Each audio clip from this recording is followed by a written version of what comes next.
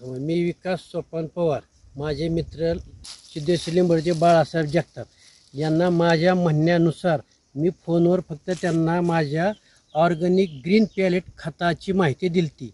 त्या आधारे त्यांनी मला फोनवर ऑर्डर दिली. त्यावेळेस त्यांचा कांदा नुकताच लावून 2 पाणी झालेली होती.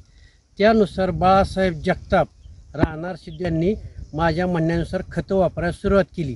तर स्वतः शेतकरी आहेत, तर त्यांनी त्यांची मुलाखत काय काय सांगतात ते ऐक. साहेबांनी जी सांगितलं ऑर्गनाईजची खतं वापरायला, ती सगळी खतं मी वापरली. पोटॅश, प्रॉम, भूमी, झिंक सल्फेट, झिंक सल्फेट ही खतं वापरली आणि चांगला रिझल्ट आला. एकदम एक नंबर झाला कांदा.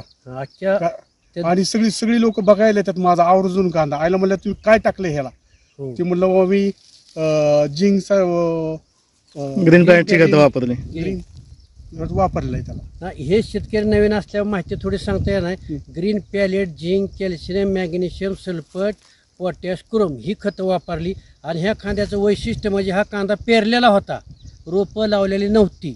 दुसरा मुद्दा असा की रासायनिक कुठल्याही प्रकारचा एकही दाणा ह्या खतात कांद्याला बाळासाहेब जगताप यांनी टाकलेला नाही. अख्ख्या 3-4 गावातील लोक ह्यांचा कांदा बघायला भेट देऊन जातात ह्यांच्या प्लॉटला.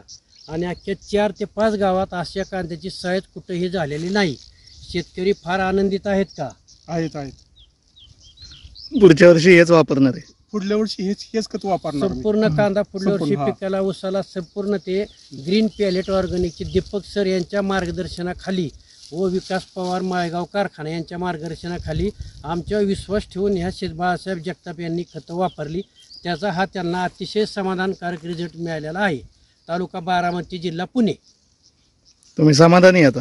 आम्ही समाधानी. धन्यवाद.